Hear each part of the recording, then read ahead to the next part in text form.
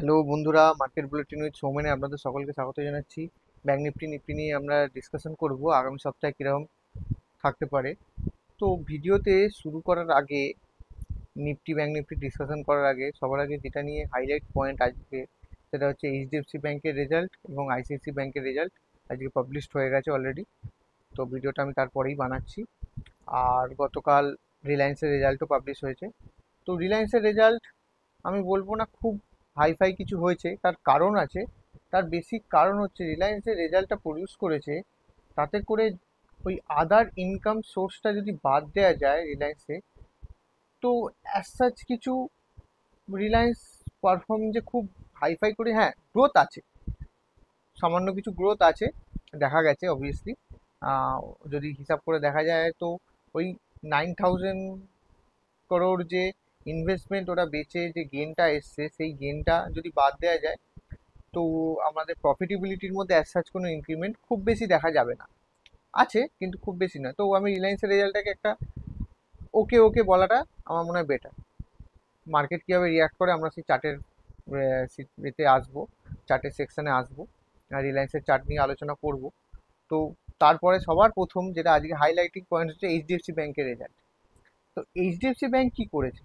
HDFC ব্যাংকের result দেখে আমি একটু, অবভিয়াসলি মার্কেটের অবস্থা ওভারঅল তো বাইরের সেন্টিমেন্ট ভালো না, কিন্তু তা সত্ত্বেও রেজাল্টটা এক্সপেকটেশন ছিল বেটার, কারণ যেভাবে মার্কেটে এইচডিএফসি ব্যাংক উপরের দিকে ধীরে ধীরে ধীরে ধীরে উপরের দিকে অল টাইম হাই হিট করেছিল এবং একদম অল টাইম হাইয়ের আশেপাশেই রয়েছে, কিন্তু রেজাল্টের মধ্যে অ্যাজ সাচ কোনো মানে ইনক্রিমেন্ট খুব বেশি দেখা যায়নি। গ্রস এনপিও বেড়ে গেছে, নেট এনপিও তো বেড়ে গেছে কিছু। আর সব থেকে যেটা কনসার্নিং পয়েন্ট হচ্ছে, ওরা প্রভিশনটাকে প্রচুর ইনক্রিজ করেছে রিসেন্টলি। প্রভিশন ইনক্রিজ করা মানে আমরা যদি বোঝাই, প্রভিশন হচ্ছে মানে এটা ওরা প্রভিশন করে রাখছে এত বিলিয়ন কোটি, 144 বিলিয়ন রুপিসের একটা প্রভিশন এক্সট্রা করে রেখেছে, যাতে ওরা এটা এক্সপেক্টেড যে এটা এনপিএ হলে বা এটা এনপিএ হতে পারে বা পরবর্তীকালে এটা নাও পেতে পারি, এরকম একটা প্রভিশন করে রাখা থাকে আগে থেকে।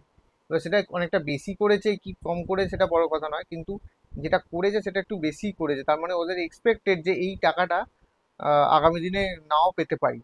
তো ওটা একটা প্রভিশন ওরা বানিয়ে রেখেছে। তো এইটা একটা মানে আমি বলবো খুব একটা এনকারেজিং ব্যাপার নয়। মানে অ্যাকচুয়ালি ব্যাংকের ক্ষেত্রে প্রফিটেবিলিটি থেকে সবচেয়ে বড় কথা যেটা দেখা হয় সেটা হচ্ছে গ্রস এনপিএ, নেট এনপিএ, এবং আর মেনলি যে প্রভিশনস কি চলছে বা কীরকম আপনার কীরকম লোন গ্রোথ হয়েছে। তো অ্যাজ সাচ কোনো হাইফাই গ্রোথ এইচডিএফসি ব্যাংকে দেখা যায়নি, বরঞ্চ এইচডিএফসি ব্যাংকের থেকে আইসিআইসি ব্যাংক তুলনামূলক যদি আমি কম্প্যারিজন করা যায় বেটার রেজাল্ট করেছে। অবভিয়াসলি আইসিআইসি ব্যাংকের চার্টও অবভিয়াসলি সেটাও বলছিল যে আইসিআইসি ব্যাংক পারফর্মও ভালো করেছে।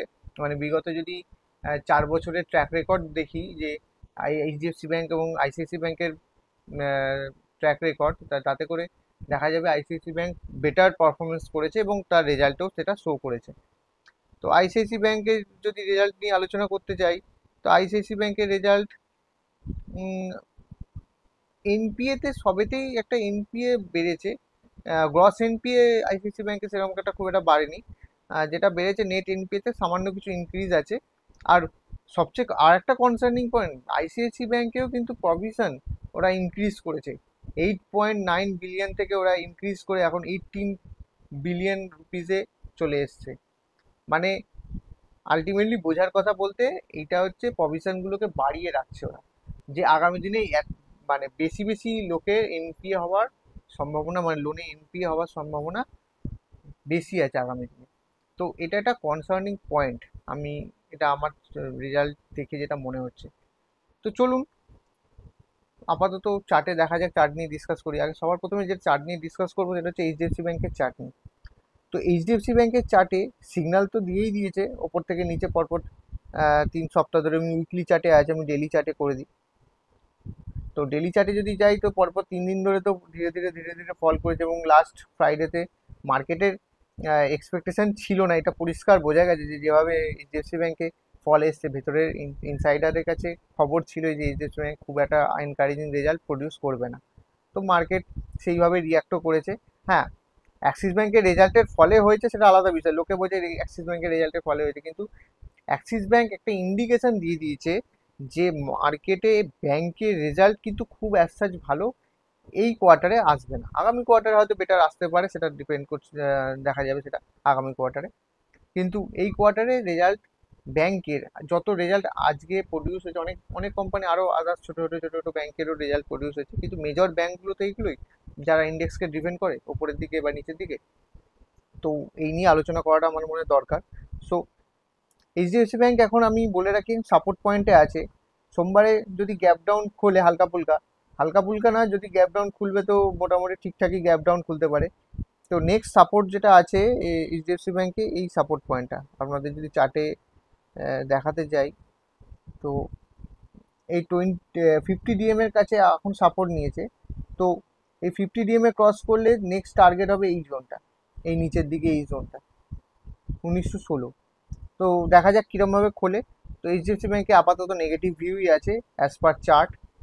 তো গ্যাপ ডাউন খোলার সম্ভাবনাও আছে এইচডিএফসি ব্যাংকে, এবং কতটা গ্যাপ ডাউন খোলে বা কীরকম কী খোলে, মার্কেট কীভাবে নেয় সেটা দেখা যাবে। এবার আইসিআইসি ব্যাংকের চার্টে চলে আসি।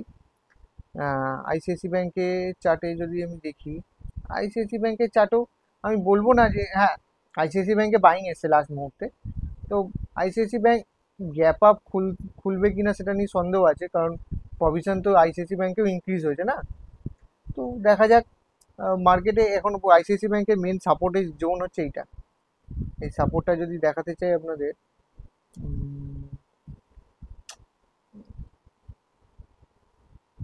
এই জোনটা হচ্ছে এখন সাপোর্ট জোন।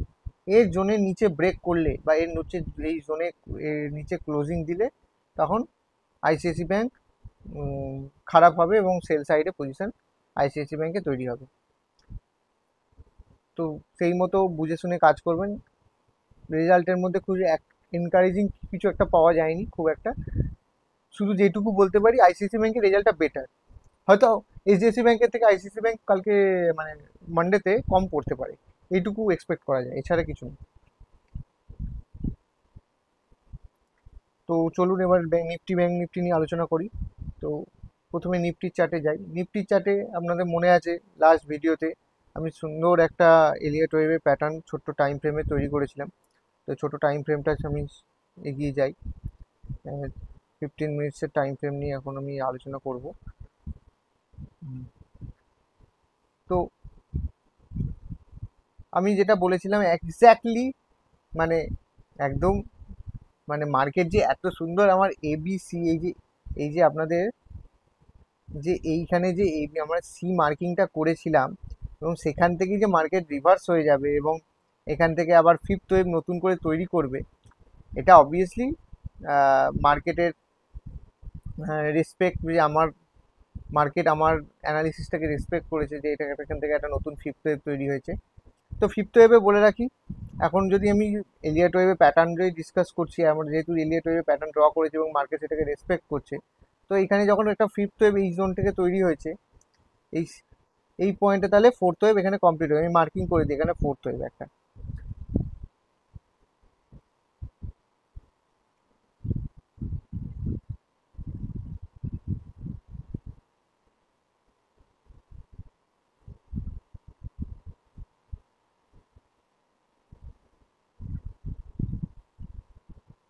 তো এখানে একটা ফোর্থ ওয়েভ আমি মার্কিং করে দিয়েছি।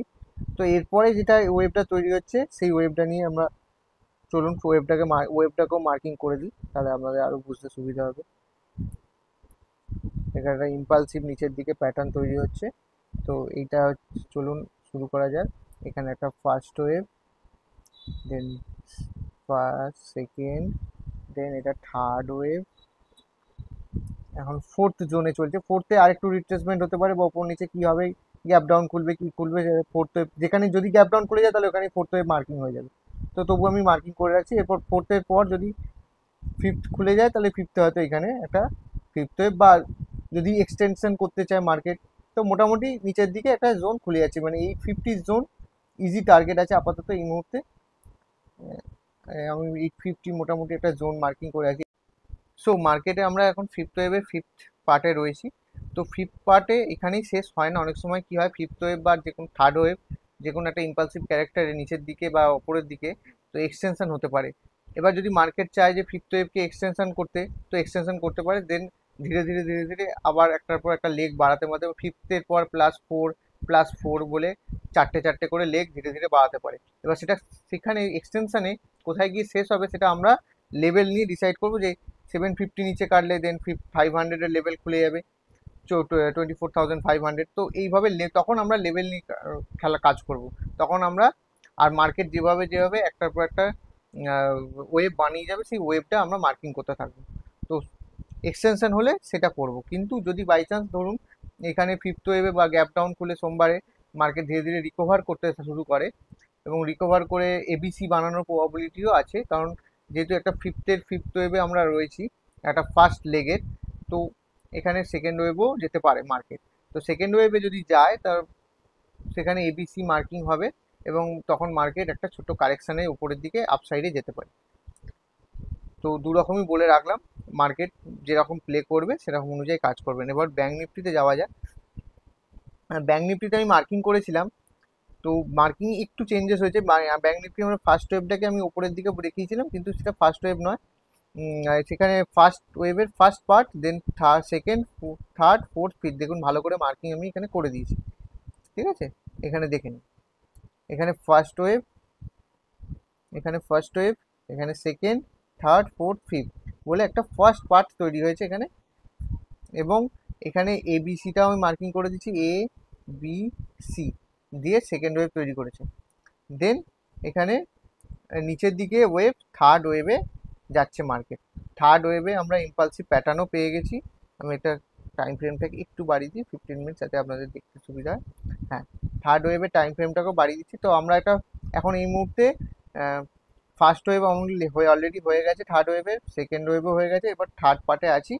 এবার থার্ড পার্ট শেষ হয়ে গেছে কি থার্ড পার্ট এখনও নিচে ক্যারি অন করবে, সেটা মার্কেট ডিসাইড করবে। সেখানে আমরা অ্যাডজাস্ট করতে থাকবো লেভেল টু লেভেল দেখে। আর এখানে 56,300-এর ওপরেই মার্কেট ক্লোজ করেছে, না ওর নিচেই ক্লোজ করেছে, 56,283। এবার কালকে মানডেতে গ্যাপ ডাউন খুলতে পারে। এবার গ্যাপ ডাউন খুলে যদি এই লেভেলের নিচে চলে যায়, 56,300-এর নিচে যদি থাকতে শুরু করে, দেন একটা নিচের লেভেল খুলে যাবে। সেই লেভেল নিয়ে আমরা বলে রাখি, আমি কিছু লেভেল আপনাদের ড্র করে দিই। তখন এই নিচের লেভেলটা ইজি খুলে যাবে, 55,800। তারপরে এই লেভেলটা আবার খুলে গেল, দেন 485। এইসব পরপর পরপর ধীরে ধীরে ধীরে ধীরে লেভেল খুলতে থাকবে এইসব জোন। আর জেনে রাখুন, যদি ব্যাঙ্ক নিফটি এই নিচের দিকে 550, 500, 400 এই জোনটাকে নিচে কাটতে থাকে, তাহলে ব্যাঙ্ক নিফটি কিন্তু পুরোপুরি একটা নিচের জোনে চলে যেতে পারে, এবং ডাউন ট্রেন্ডে একটা শুরু হতে পারে সেখানে। আমি যদি ব্যাঙ্ক নিফটি ডেলি চার্টটা আপনাদের দেখাই, আমি এই লেভেলগুলোকে যদি এত লেভেল মার্কিং করে রেখেছি, উপরের দিকে লেভেলগুলো আপনাদের সামনে একটু ডিলিট করে দিই।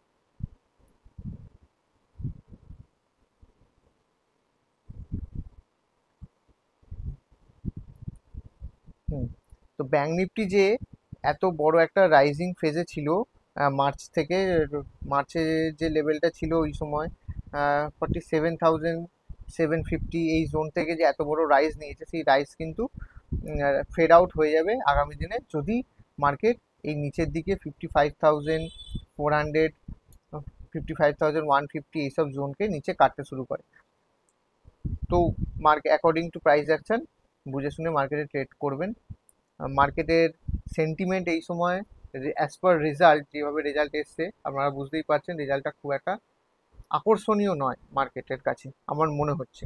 এবার মার্কেট কীভাবে মন্ডে খোলে সেটাও একটা ফ্যাক্টর, যেরকম খুলবে সেই অনুযায়ী গ্যাপ ডাউন খোলার প্রবাবিলিটি আছে, এখনও অবধি আছে, যেহেতু এইচডিএফসি ব্যাংকের রেজাল্ট খুব একটা এনকারেজিং আসেনি। তো লেটস সি। চলুন এবার কিছু স্টকস নিয়ে ডিসকাস করি। সবার আগে যে ডিসকাশন করবো রিলায়েন্স নিয়ে।